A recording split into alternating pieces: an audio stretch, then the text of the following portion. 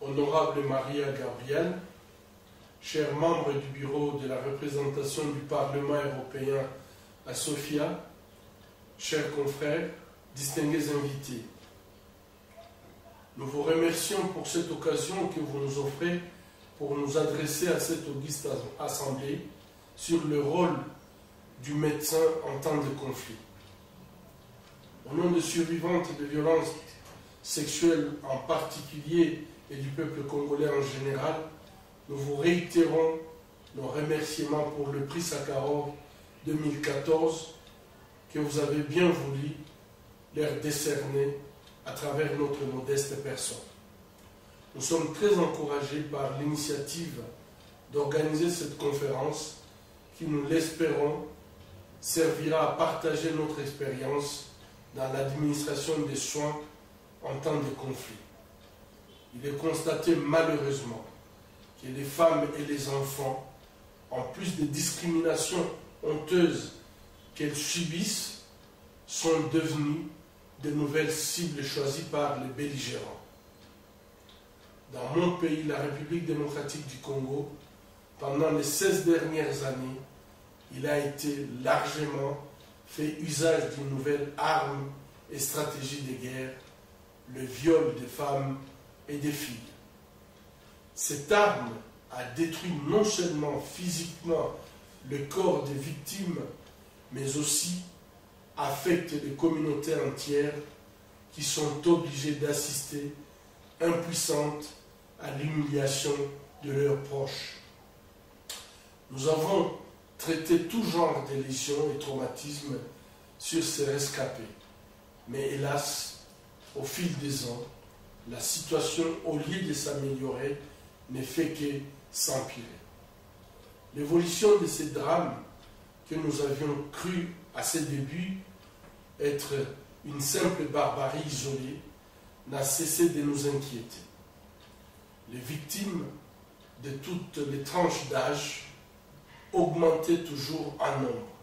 Et actuellement, nous traitons des bébés victimes aussi de cette rage des destructeurs des femmes et des enfants, qui sont les ressources les plus importantes de notre société. Au début, nous avons procédé à la prise en charge médicale et la réparation des lésions génitales de ces femmes. Mais ces traitements s'est révélé assez rapidement insuffisante pour réhabiliter les victimes dans leur dignité.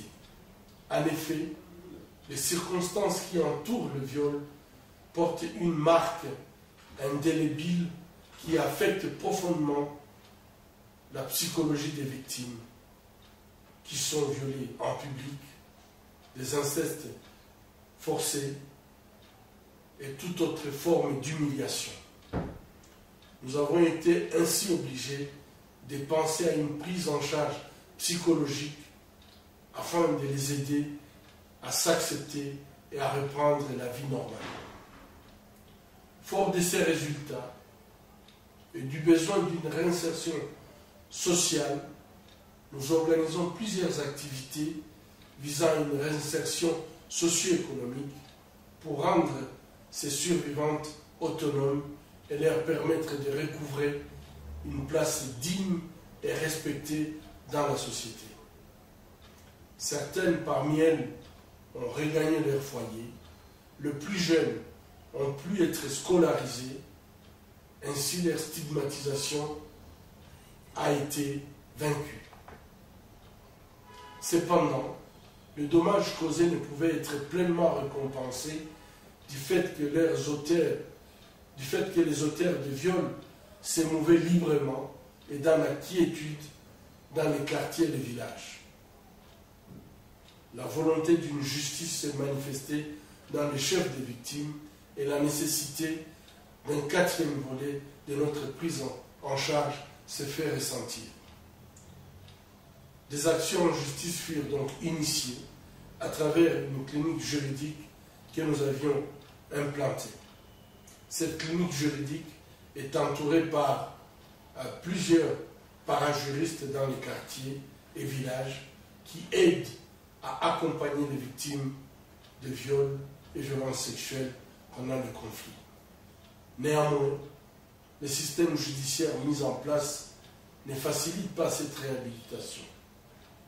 Mais loin de nous décourager, cette léthargie nous motive davantage à organiser le village en groupe qui apprennent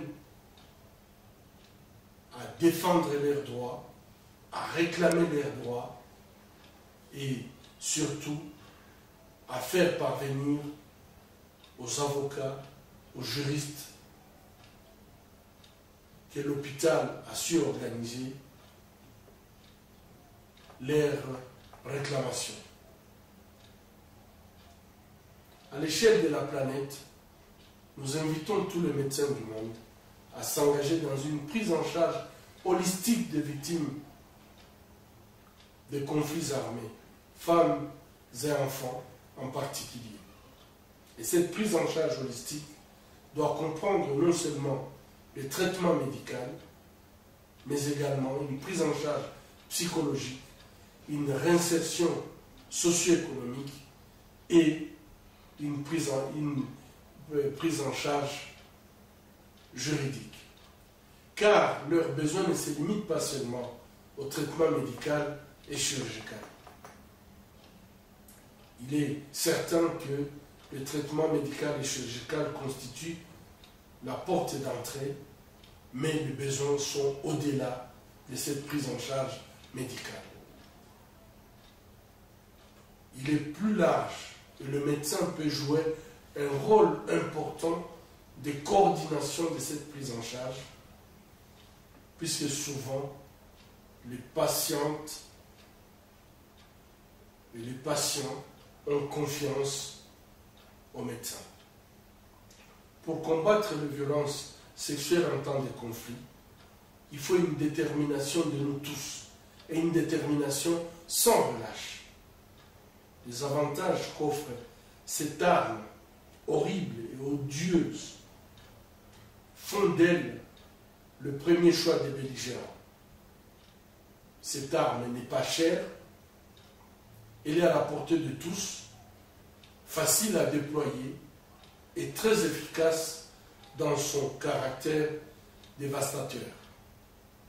Nous médecins, comme chacun de nous ce soir, dans sa spécialité ou son métier, qu'il soit militaire ou civil, nous devrions prendre nos responsabilités et tracer une ligne rouge à ne pas franchir lors des conflits armés.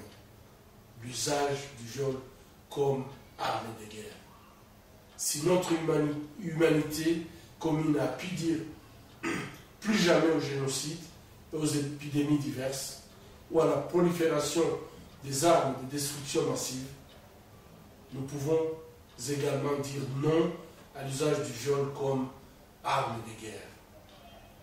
Le soutien du peuple bulgare et de toute l'Europe est nécessaire dans cette lutte contre le viol comme arme de guerre et nous croyons fermement pouvoir y parvenir ensemble.